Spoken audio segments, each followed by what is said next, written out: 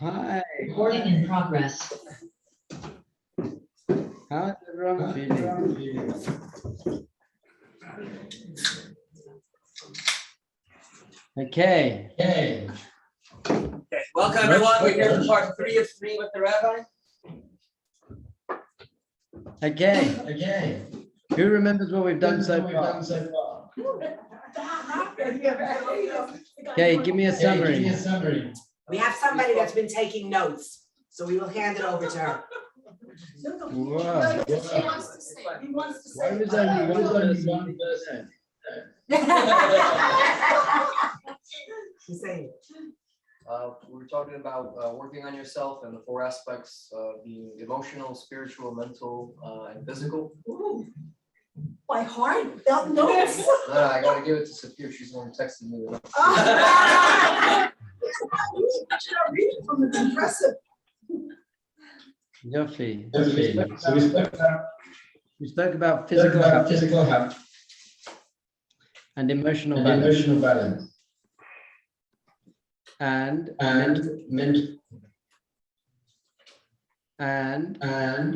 awareness. Do you remember that? Yes. Good. And the I can actually hear everything I'm saying as an echo after I say it. We missed out last. No, the rabbi. Yeah. The rabbi is saying that he's hearing himself back. And I think we're missing We're missing every the word. last few words of every sentence. So maybe it's too sensitive, the microphone. Let me turn that down. I can handle it.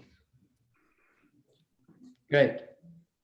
So the first session we spoke about success and meaning, and we said we want you to all live a successful life. Is this better? Yes. Great. So we define success like this. Success means that you achieve the purpose. So successful business, you achieve the purpose of the business. Successful marriage, achieve the purpose of the marriage. That's success, achieving the purpose. So then we said, well, what is the purpose? What is the purpose of life? And we agreed that the purpose of life is to improve yourself and improve the world. And we actually said that that's also one of the keys to happiness. Happiness doesn't come from trying to get everything you want. In fact, happiness comes from changing your perspective. Now, we just had Rosh Chodesh Adar. So Rosh Chodesh is amazing. What does Rosh Chodesh mean? New month. New month. The word Rosh means a head, and Chodesh means month, but it also related to the word Chadash. And Chadash means new, so it really means a new head. So what does that mean? It means you have the chance to have a new perspective on life. That's what you want to do. You want to try and get a new perspective on life. Every month we have an opportunity to be new. The moon is big and then it gets smaller and smaller and then it disappears. So you might think that's the end, but really that's just the beginning. We're starting again. And we said that this is the month. What is Adar? Misha nichnas Adar marbin besimcha. When Adar comes in, we increase our joy. So we've got a question here. I believe we asked the question before, but how can God command me to feel something? Do you know in the Torah it says you're not allowed to bear a grudge? You're not allowed to bear a grudge. So if someone burns down your house and steals your car, you're not allowed to bear a grudge. Sorry. It's like, hold on, that's not real with my human emotions. Remember last week we spoke about being emotionally balanced, which means you're open to feeling and experiencing your emotions without letting them overwhelm you. But you've got to love Hashem. There's a mitzvah in the Torah to love Hashem. Well, what if I don't love Hashem? And there's a mitzvah in the Torah to increase your joy when Adar comes in. But what if I lose my job on Rosh Chodesh Adar? So how can the Torah command me to feel something? That's my question for you. I get that the Torah can tell me to put on tefillin because I can just put them on whether I feel like it or not. I get the Torah commands me to give tzedakah because I can just do it. It doesn't matter what I feel like. How can God command me to feel something? It's like, imagine I came up to you and said, hey, you have to love that one. I just got to randomly say, you got to love that person. Well, I can't randomly love a person. So how can God command me to feel something? That's our question. Any answers, or should I just go home? Maybe it's like you try your hardest. Like we use the job example. You can say, okay, I lost my job. Means maybe a new job that's better is going to come my way. So even if it's like it's hard and you most likely going to fail. It's like something you should try to do. Like like you have to try. But you can kind of train yourself. I like that. I like that a lot, but I feel it hard to believe that Hashem would give me a commandment that I'm going to most likely fail. But I agree with what you're saying. Yes, please. But isn't there the idea that that he always has your best interests in heart, that there's always something that he always has, you have to believe that he always has your best idea for you, that even if right now it doesn't seem good, that there's a reason for it, that something better is going to come out of it. Wow, I like that a lot. That's called Emunah. I like it. Okay, good. I think we're coming to an answer. Anyone else? I see another hand going up there. Yes, please. How about fake it till you make it? Where I'll really be nice. I can't stand you, but I'll be nice. But I'll be nice to you. And hopefully out of me being nice to you, I'll get to a point where I don't hate you so much. Honesty. That's right. Okay, so we got an idea. It's a rule. God cannot ask you to do something you can't do. God cannot ask you to do something you can't do. It would be a ridiculous thing to do. A parent asking a child to do something they can't do, that's a ridiculous thing to do. So the Torah is teaching us an amazing, powerful idea, which is you can be in control of how you feel. You can be. Otherwise, God can't tell you to do that. You can be in control of how you feel. This is a very, very high level of consciousness. So when it says, Adar ma bin b'simcha, when Adar comes in, you have to increase your joy. The word b'simcha is spelled bet, shin, mem, chet, hey. B'simcha is exactly the same letters as the word machshava, which is mem, chet, shin, bet, vet, hey. And machshava means thought. So your simcha is completely dependent on your thoughts. We have spoken about this before. Your simcha, your joy in life, and whether you bear a grudge or not, and whether you love someone or not, is all completely up to your thoughts. If you have the right thoughts about any situation, you can arouse the right emotion, the appropriate, the good emotion. So we've mentioned, for example, I like it, fake it till you make it. But the truth is, in your deepest place, you do love everyone. The only thing that stops, do you know what stops us loving everyone? What actually stops us loving other people? Yeah? Ego, fear. Beautiful. Ego. I was actually going to say because other people are really annoying. But that's not the answer. The only thing that stops you loving everyone in the world, Jew, non-Jew, all of humanity, is your own ego. It's our own desires. We have what we want. And when people go against what we want and they annoy us and they take things that we want, and then we get jealous and everything, when things don't go our way, when anyone goes against us, because we got an ego, we find it very hard to love people. So nowadays it's crazy. Pro-vaccine, anti-vaccine. People are killing each other about it. They're not, family members are fighting about, it's like, okay, we have different beliefs. Can we not love each other even though we have different beliefs? So this is what we've spoken about before. It's all and always up to us. The more that we refine ourselves, the more we raise our own level of consciousness, the more the external world doesn't bother us so much. Because once we are relying on the external world to create our reality, then we really need it to be a certain way, and it can never be that certain way. So when it's not that way, we get very upset with the other people and we don't love them and we blame them. It's their fault. See, I'd actually be a complete tzaddik already if it wasn't for other people. Other people, they just annoy me, but that's a joke. But that's what I think. That's what some people think. I'm actually great. It's just everyone else is annoying me.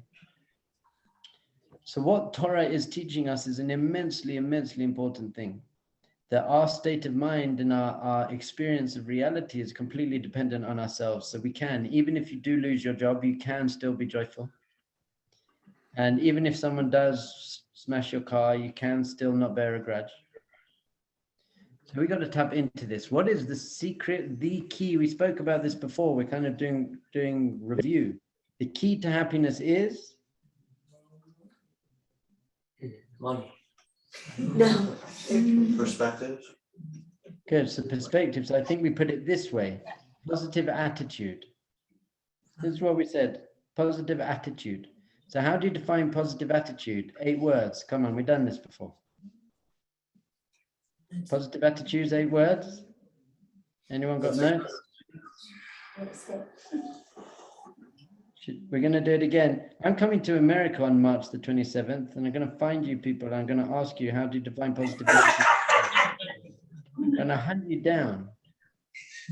This is how you define positive attitude. Focus on the good. Grow from the bad. Focus on the good, grow from the bad. I'm always focusing on the good, always focusing on the good. What can I find good in this situation? When my child was born early, when my father was diagnosed, when I break my leg, you know what actually happened to me on Rosh Chodesh Adar? I went to the dentist and I was there, and whoever was doing the sucky thing stuck it down my throat, and I moved, and the dentist drilled a hole in my tongue. Like drilled a gash in the bottom of my tongue. And then, now if it was America, I'd be a millionaire by now. But seeing as it's Israel, they shouted at me and they were like, "Why did you move?" I'm like, "Hold on a second. Why I moved because I had a reason to move, because you stuffed that thing down my throat. I'm a human." And they were like, I said, "What should I do?" And they're like, "You'll be fine." And I was like, "Okay." There's blood splurting all over the place. I had to go and speak to a group there. I got blood coming out of me. So how do you be besimcha with that? So positive attitude. I'm going to focus on the good, grow from the bad. So I said to someone, well, maybe I spoke Lashon Hara, and for all the Lashon Hara I've spoken in my life, this is paying it off. You know? I'm still going to sue them though for $1 million. Fine. So you have to ask yourself, do you have a positive attitude? Who feels from 1 to 10? How is your attitude? Is it positive? Are you the sort of person who's always trying to find the good in every situation, and the good in other people, and the good in the world around you? Or are you not so much? So you need to ask yourself that. So, where does your attitude come from? Whatever you rated yourself from 1 to 10, a positive attitude person or not such a positive attitude person, why do you have your attitude to life? Where does it come from?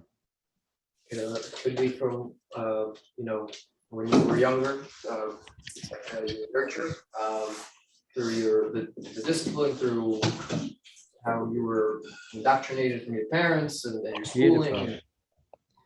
Beautiful. So there are 2 answers to this question. The answer to this question are nature and nurture. Nature and nurture. Some people are born with a more chilled out nature. Some people are born with a more uptight nature. You're given a nature. Some people are happier by nature. Some people are more heavy by nature. Some people are more lazy by nature. Some people have more energy by nature. You're born with a certain nature. And then the other factor is your nurture, how you've been brought up, what messages you were given as a child. If you were told you're not good enough, or then you might turn into a perfectionist, or you've been given a message by your parents and by your teachers and your friends your whole life. You've been fed messages. So based on that, you also build your attitude to life. Therefore, you can't really choose your attitude. You're just stuck with whatever your nature and nurture is, correct? No. No, but you can change it. Thank you. I was testing you. You're not stuck with your attitude. You could, for the rest of your life, blame your nature and your nurture. You could. You could say, well, this is just who I am. Or, well, my parents were this. Or, I got bullied at school. You could justifiably, really, truly justifiably give a very good excuse for your attitude. You could, for your whole rest of your life. But I wouldn't do that. I wouldn't do that if I were you. Judaism teaches that actually you are here to overcome your nature and your nurture. How do we know that? Where do we learn that from?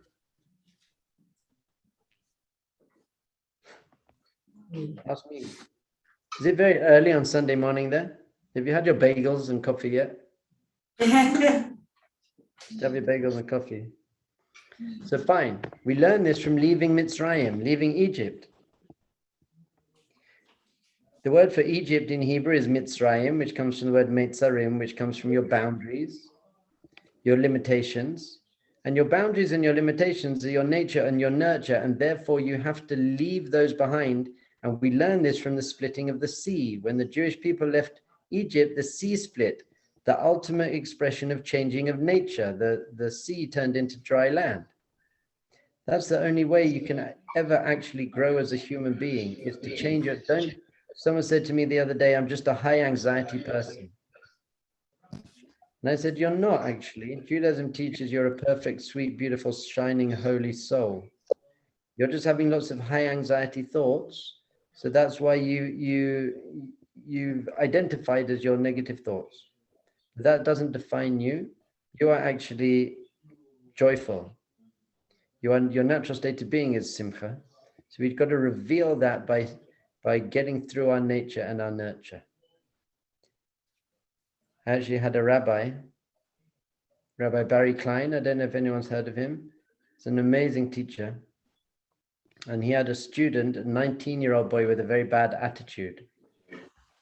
And, he was sitting at the back of the class and disturbing other people and throwing paper at people, smoking lots of weed, terrible attitude. So Rabbi Barry Klein pulled him over one side and said, what's up with your attitude? And he said, my father was very abusive when I was growing up. I had a very abusive father, physically and emotionally abusive. Did I tell you this story? No. It's a very hard but important story. So Rabbi Klein looked at him and said, I'm so sorry to hear that you went through that. I see that you're a really good kid and you have these good character traits and you didn't deserve that. And I'm going to be here for you. I'm going to support you. I see this good in you.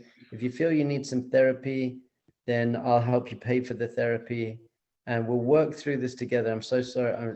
You didn't deserve this. It's not your fault. He should never treat you like that. I'm so sorry you went through that. Really built this kid up. About 9 months later, the kid's got a bad attitude again. Barry Klein sits him down and says, what's going on with your attitude? And the kid said, well, my father was very abusive. He was very physically and emotionally abusive. Barry Klein looked at him and said, no, that's what you said last time. It's a very difficult story to hear, but that kid changed his life on the spot in that moment. Because what Barry was teaching him was, you can be a victim. You can be a victim for the rest of your life, or you could justifiably blame your father. By the way, you are the victim. I'm not saying you didn't do anything wrong. It was your father. But you could justifiably for the rest of your life abuse your own children and have a bad attitude. And all you say is, it was my father. It was my father's fault. My father's fault. And you'd be fine. You'd be justified. No one could fault you for it. But you're not going to live an amazing life. So at some point, you've got to choose your attitude. You've got to choose that I'm gonna overcome that, and I'm not going to perpetuate the abuse, and I'm going to be a good father. I've got a very good friend who had a very abusive father, and he's now the best. He's now the second best father in the world. But he's just a loving, amazing father, because he said, you know what, I'm not going to be what my father was. I'm going to choose to be different. Now, it's very, very, very difficult to overcome your nature. It's very difficult to overcome your nature. But everyone knows my least favorite phrase in the English language. Can't do Easier said than done. it, but better done than said. Easier said than done. What's the point? I know it's easier said than done. Of course it's easier said than done, but you got to do it if you want to improve. So you got to be someone who, from now, this second, before you walk out that room today, you've got to say, I'm now going to not be a victim. I'm not going to blame other people. I'm not going to blame my childhood. I'm not going to blame my boss. I'm not going to blame the weather. I'm not going to blame anything else, even though I could justifiably do that, by the way. Even though you could say, I'm not going to do that, actually. I'm going to now choose. I'm going to now choose to be great. And that's you. You got to walk out of this room today, choosing to be the greatest person that you can become, not being a victim. And that is how that's how we do it. We do it by knowing that our simcha comes from our machshava, our positive attitude. Always looking for the good in life. Number one positive attitude in life is, do we know what the number one positive attitude in life is? I'm sure we spoke about it. Positive self-esteem. Positive self-esteem. Look for the good in yourself. Look for the good in yourself. What is good about me? What am I good? Everyone turn to the person next to you, please, and say, I like the fact that I. Say one good thing about yourself. I like the fact that I'll give you an example. I like the fact that I'm a loving and joyful husband and father.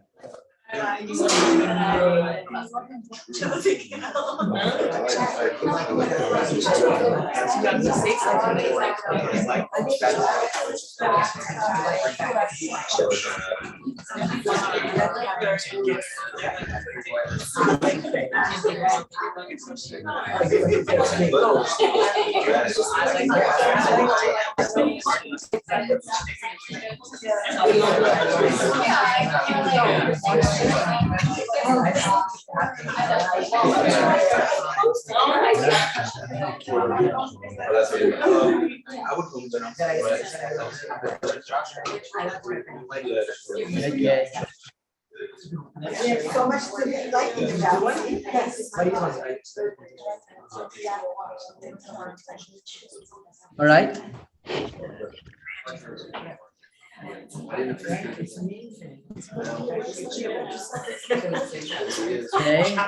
Okay, I'm glad you like yourself so much. Josh, what do you like about yourself?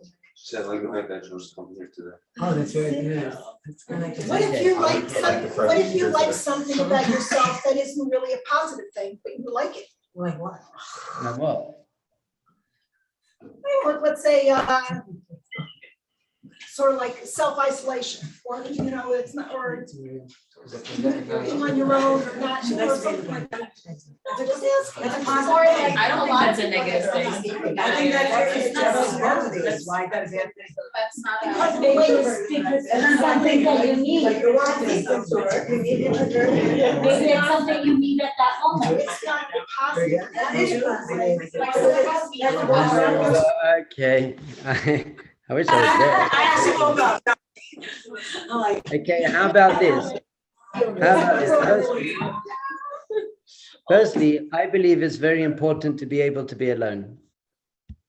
I think it's an important thing to be able to just really be comfortable being alone. Most people spend most of their lives escaping being alone, and they're in their phones and Netflix, so it's a good thing. But maybe you could change it to say, I respect myself for. I respect myself because I'm kind, because I'm hardworking, because I'm loyal. By the way, you've got to watch out for your Yetzer Hara, because when you do this exercise, your Yetzer Hara is going to try and sabotage it. And you're going to say, I like the fact that I'm a good friend. But then your Yetzer Hara will be like, well, 3 months ago, you weren't such a good friend to that one, blah, blah, blah, blah, blah.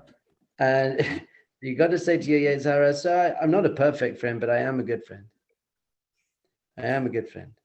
So you have to, I want you to write a list, not now, but it's your homework, write a list of 5 to 10 things that you respect about yourself.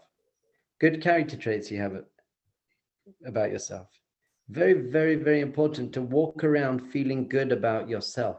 I feel good. I respect myself. I have self-worth. It's the biggest problem facing the world today is that people don't have a natural sense of self-worth. I'm worthy. I'm lovable. I spoke to a group once and this one person said, I'm not lovable. And they were pretty annoying. So they actually weren't so, no, that's not true. No, so they said, I'm not lovable. And I said, oh, really? Who else in this room do you think is not lovable? And he was like, no, but that's different. It's like, everyone's love. Everyone deserves love. He said, I don't deserve love. That's what he said. I don't deserve love. I said, well, who else doesn't deserve love? Name one other person in your life who doesn't deserve love. And they were like, well, I can't. So you think you're the only person on the face of the planet that doesn't deserve love? So unfortunately, we have these negative things in our head about ourselves. Now we're now working, especially in the month of Adar, to make sure that all of our thoughts are positive and uplifting and healthy. By the way, it's true. All the positive thoughts you have about yourself are true. All the negative thoughts you have about yourself are not true. How can I say that? How can I say that? Surely you're a bit good and you're a bit bad. You have good traits and you have bad traits. So how can I say that the bad traits aren't true? You don't have to feel bad about them, but the good traits are true. Either you're your traits or you're not. Go on. We discussed this in the first class. You said that a person in his essence has a good soul and we're all good. And the bad is just the negativity that came into us. And we just have to recognize it, that it's really not us. Beautiful. Thank you. So this means that if you ever say a sentence, I am, and then anything negative, I am anything negative is not true. It's not going to make you feel good. It's not going to make you feel empowered. And it's not true. We said actually in that class that if you ever find negative character traits about yourself, all you have to do is start working on them and then you can feel good about them. I feel good about myself for working on my negative character traits, and I feel good about myself for my good character traits. That's all. So since that class, have people actually found literally that they are more on a consistent basis thinking nice things about themselves? Do you have a positive voice? Because I don't want these classes to be weekly inspiration. It's almost a waste of time, weekly inspiration. This has to be actually transformational. What's the difference between inspiration and transformation, by the way? Lasting effects. Yeah, inspiration just wears off. It's like, okay, that was very inspirational. And then it's like a big fire. In fact, the bigger the fire, the sooner it wears off. So it needs to have a lasting effect. So in order for it to have a lasting effect, you need to actually do the work. You need to do the avoda, which means you need to be actually more conscious of what thoughts are coming into your mind and start putting more positive thoughts into your mind. So you have to start focusing. That's why I want you to write a list of these positive things and start focusing on these things. And whenever your mind says negative beliefs about yourself, then you can just say, I do that, but I'm good. I have these positive things and I'm working on those. Yes, a question. So what if you are working on yourself and trying to create these positive things about yourself, but you have people around you that are degrading and demeaning of you, and it enters into your head and into your soul and into your heart? That's an excellent question. The truth is that yeah, don't be friends with those people. But it's hard sometimes because it's often your family or the people who are closest to you, unfortunately. So the truth is that it's exactly the same as with those thoughts in your head. You have to have a strong enough sense of self to not let those people's negative attitude affect you. Now, this is very important. I believe we also spoke about this, especially anyone says anything negative and critical to you, And by the way, the more negative and the more critical it is, the more what I'm about to say is true. It's their own pain. I want you to understand this very, very clearly. Other people's negativity and criticism and judgmental and putting you down has got nothing to do with you. And the more intense it is, the less it has to do with you. It's their own stuff. Did you hear that? Very important. So what we should do, now this is a very, very high level, is that if someone is like that, you realize that they are in pain, and we should feel compassion for those sorts of people. We should feel sad. I feel sad when my daughter comes home from school and she's like, Abba, this girl wasn't nice to me. I say to her, firstly, I validate her emotions, but I then say she must be in some sort of pain. We should pray for her. We should try and be nice to her. The way to deal with those people, by the way, is always be nice back. Because they can't, how can you fight when someone's nice back? If you get hooked, if a bully hooks you, then it gives them power. But if you can be nice back, it actually takes away their power. And remember, if people are being negative, it's because of their own pain. So they need some love. They need a hug, basically. I used to do this in Israel, where I was riding on my bike and someone almost runs me over and then they shout at me. It's really weird. That's how it works in Israel. They drill a hole in my tongue and then they shout at me for it. Anyway, so they nearly run me over. So I used to say this, do you need a hug? But then I realized that was very passive aggressive. So I stopped. But I really felt that. Hold on. My battery is about to die. I'm just going to jump on a phone and reconnect here. 1 second. I don't think you can make somebody more angry quicker than after the hug. But you realize that too. Hello. Hello. I'm back in new form here.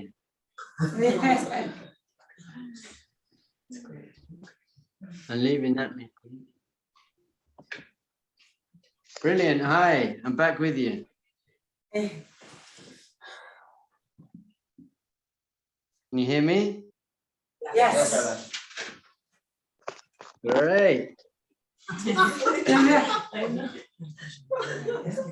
It's even better now. Okay. I told you the story about my daughter when she went, the girl said to her, I don't like you. No? Yeah. Yeah.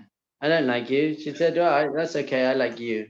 It's very important to be nice back. My son trying to do it is not as good. It's not as subtle. Someone said to my son the other day, you're stupid. So he said, well, you're not stupid. So fine. So first positive attitude shift that we're trying to implement in our life is I feel good about myself. I feel good about myself. I feel good about myself. I feel good about myself. So the more I feel good about myself, the less your negativity affects me. The less your negativity affects me. But you have to be strong. It's very hard. You're right. It's very hard. When people are really being negative to you, it's very hard to find that strength. So that's why you have to have your list of things and just a general positive voice going in your head the whole time.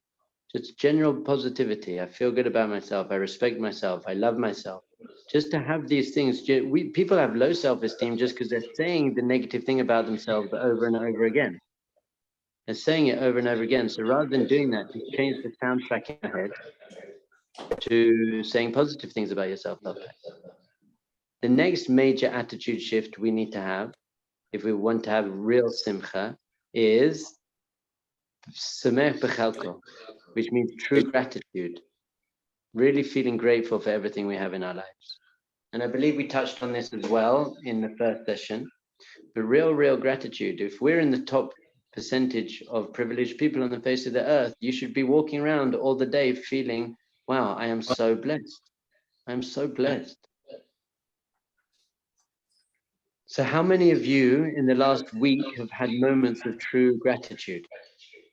Where you just sat and you felt, you know what? There are several things that I don't have in my life, and I have challenges in my life, but I have a whole list of amazing things that I have in my life.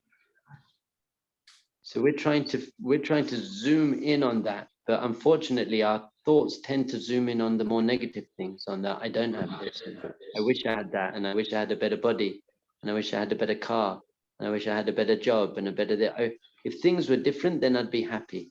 So we're always focusing on if things were different, then I'd be happy. We'll never be happy. So you've got to start focusing on being happy with what we have. Next, attitude shift. And by the way, we're coming up to Purim. Amazing. So Purim teaches us an amazing attitude shift, which is, and the more gratitude you have, the more you're going to have this, is to try and be someone who's giving to other people. Giving to other people gives you immense fulfillment in life. Because most people are focused on what can I take? How can I get more? But if you're focused on how can I give to other people, that gives you immense meaning and immense fulfillment in life. We actually said if the purpose of life is to improve yourself and improve the world, then that means that I'm improving myself by having gratitude, and I'm improving the world by being there for other people. I've got a student in Canada who suffered from depression for many years. And together we set up an organization in Canada to get people who are suffering from depression to do volunteer work. And through the volunteer work, they kind of stepped out of their own mind and their own problems. And they realized, hold on, I can be useful. I can help other people. I can be there for other people. So it really helped them process to get beyond themselves and be there to give to other people. So someone said to me, hold on, Purim is just like Halloween. And I said, no, Purim is the opposite of Halloween. Because what do you do on Halloween? On Halloween, you dress up as evil and you go around taking trick or treat, taking from other people. But on Purim, we dress up as tzaddikim, Queen Esther and Mordechai, and we dress up as tzaddikim and we go around giving. We have a mitzvah to give to other people. Because giving creates love. Giving creates connection. Taking creates separation. As we said before, when you have your ego and I want to take for myself, so taking creates separation, whereas giving creates connection. And connection creates love. And love creates good feeling. So that's what we want to be tapping into this. So unfortunately, there are some people who never give to themselves. They're very good at giving to other people, but they're not so good at giving to themselves. So first you have to invest in yourself. And how can you tell if you're giving in the right way, for the right reason? Some people, if you're giving, but you're getting very, very resentful when you're giving because you're not getting back. I'm giving, but people aren't thanking me and giving back. It means you're giving for the wrong reason. You're giving almost as a way of taking, because when I give, people like me or people respect me. So giving has become a form of actually taking. So when you're giving in order to take and you're not receiving, then you get resentful. For someone who's happy in themselves and they have deep gratitude, they just want to give. And we see this with parents. Parents just want to give to their children. If you love someone enough, it's unconditional giving. It's called chesed. It's the ultimate character trait. Chesed. Is this a person who has real chesed, which means unconditional? I'm just giving for the sake of giving. I'm giving to connect. I'm giving for love. So we want to really try and be in that state. But it means you have to give to yourself first. You have to nurture yourself. You have to give yourself time. You have to give yourself respect. You have to feel good about yourself first. But once you feel very good about yourself, then you can start giving. They work together, by the way, because if you're giving a lot, then you can feel good about yourself, but don't rely on giving to other people to feel good about yourself. Rely on focusing on your good points. Rely on focusing on how much blessing you have in your life. And then you should be overflowing and you want to give to other people. So those are the first 3 positive attitude shifts that we want to try to connect into. Feeling good about myself, for having good character traits, for having the right values, for always trying to do the right thing. I'm always trying to do the right thing. Even though I mess up sometimes, I feel I have self-respect. By the way, when you get into bed at night and you can think to yourself, I did the right thing today. I tried to do the right thing, to think the right thing, to say the right thing, to do the right thing, to feel the right thing. My motivation in life is to do the right thing, self-respect. So once you have that feeling, then life becomes much, much easier and not so affected by external circumstances. Then we're giving to other people. Then the next shift we want to try to have, and what people struggle with a lot nowadays, is people are very worried. They don't feel at ease a lot. Lots of anxiety I find. Because what people tend to do is they play out difficult scenarios that are going to happen. So how do you deal with worry and unease? And by the way, it doesn't make sense. I had a student the other day, he took an exam on Monday and he was worried all week, he was worried about his result, which was coming out the next week on Friday. So how does worrying help in that situation? Anyone? Anyone? It doesn't help. Irrational people don't do things that don't help. Is everyone now thinking to themselves, oh, I'm just not a rational person? Irrational people don't do things that don't help. So yeah. So how do you stop worrying? What's the key to stop worrying? Now we already know it doesn't really help us to worry, but it's easier said than done. So what's the key to stop worrying? Positive attitude and thoughts, good, but what exactly? What's the practical tool that you need to implement in your life? Breathing techniques, good, that's good. Anything else? So let me ask you this. Sorry? Being involved in something else. Good. So distracting you. I think there's a way of doing it without even distracting yourself. I got a question for you. What percentage of things do you think, what percentage of things that you worried about in your life actually happened? Probably It's got to be very few. You worried that you were going to miss the bus, or you were worried that, very good, 1 to 2%. Very few percentage of things you've ever worried actually happened. How about, what percentage of things you worried about did happen, but it wasn't so bad? 20%. Yeah. What percentage of things do you think you worried about and it did happen and it was as bad as you thought it was going to be? 30. It's a very small percentage.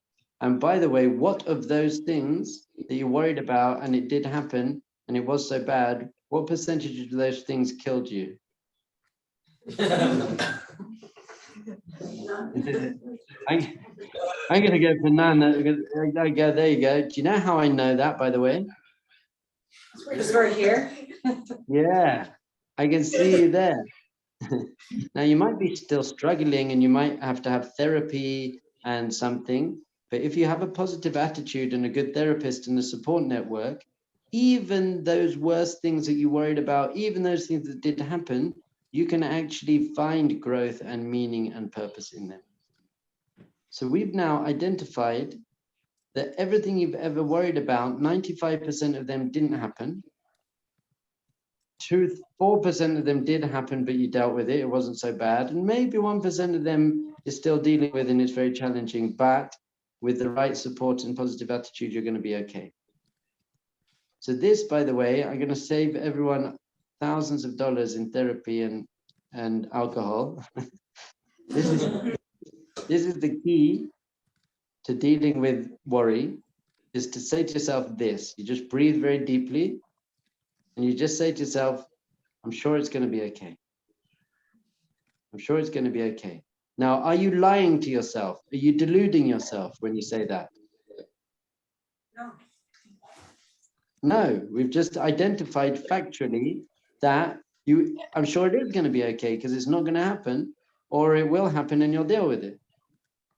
So to gently put your hand on your heart area and breathe very deeply, breathe there very deeply and just be like, I'm sure it's going to be okay. I'm sure it's going to, and your mind might say, no, it's not, it's terrible, and this will happen. Just to breathe deeply and say, I'm sure it's going to be okay.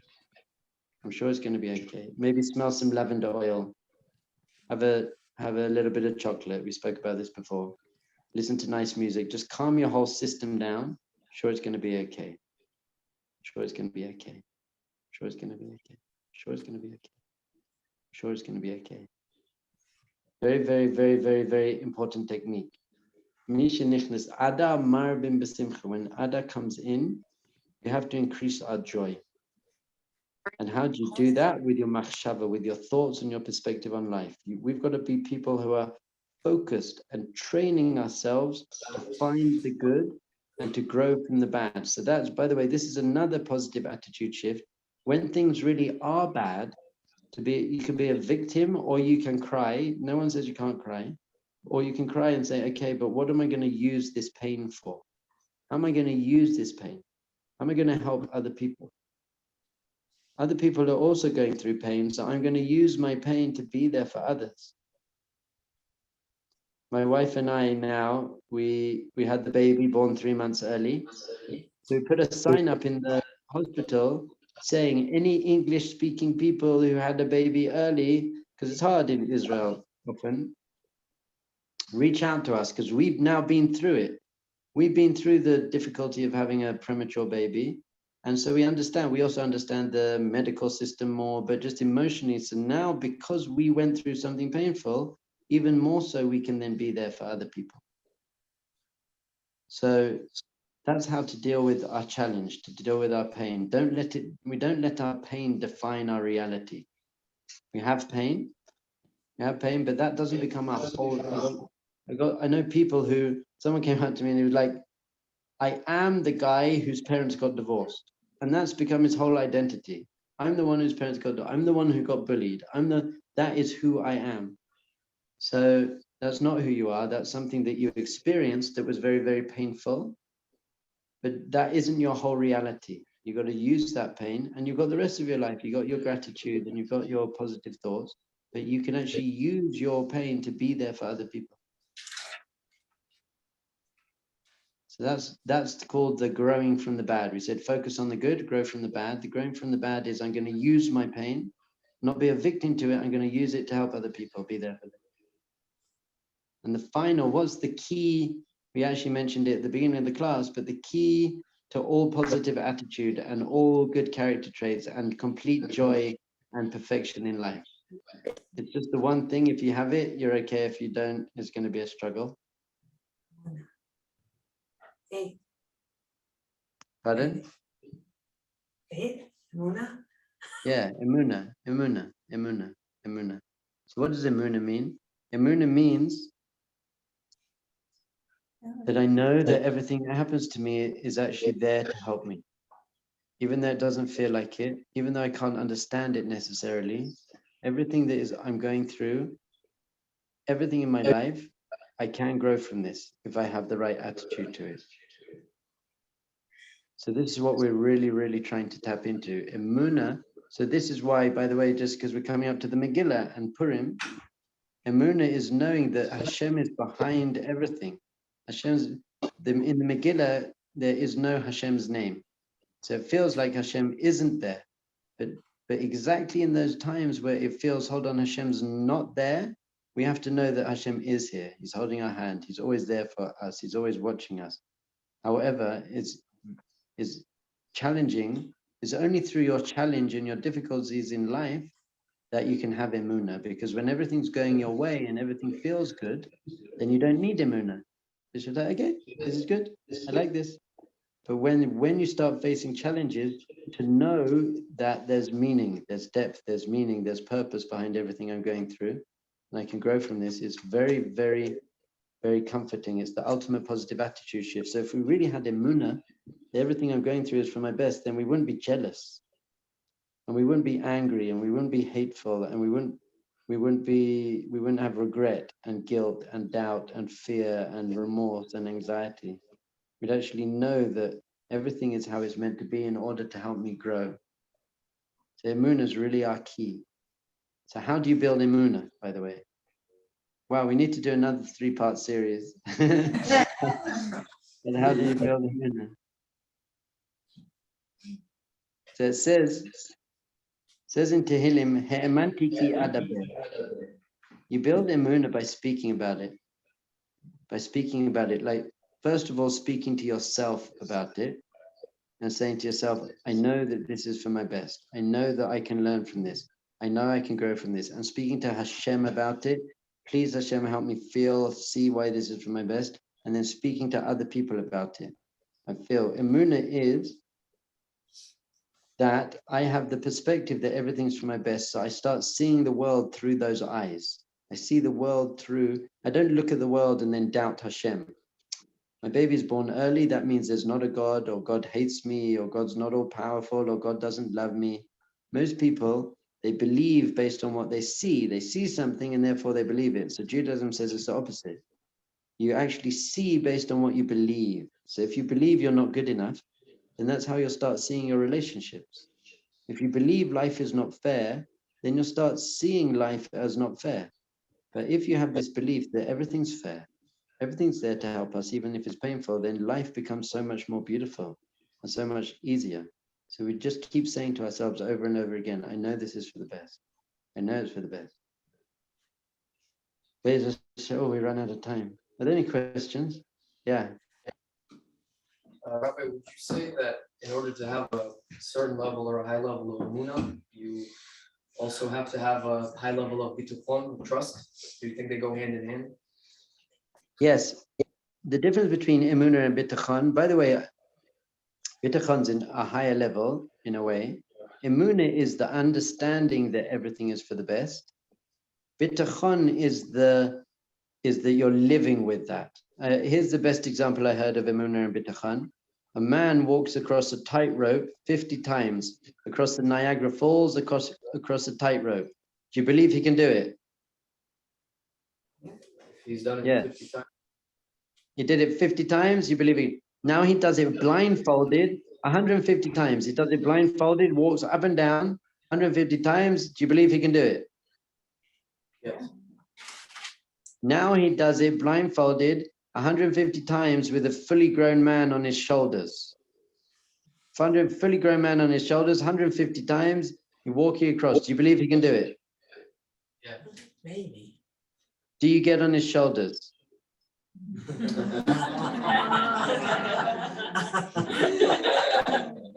So that's bitachon. Emunah is, I know he can do it with a fully grown man. Bitachon is, all right, then get on his shoulders. So bitachon is that, bitachon means that I'm living with that. It means not only can I say everything's for the best, but when my computer breaks and I didn't save any of my work, I don't freak out about it.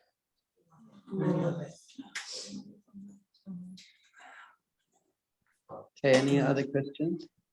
Drops the mic. Anyone else have a question? I had a question, Rabbi. Yeah.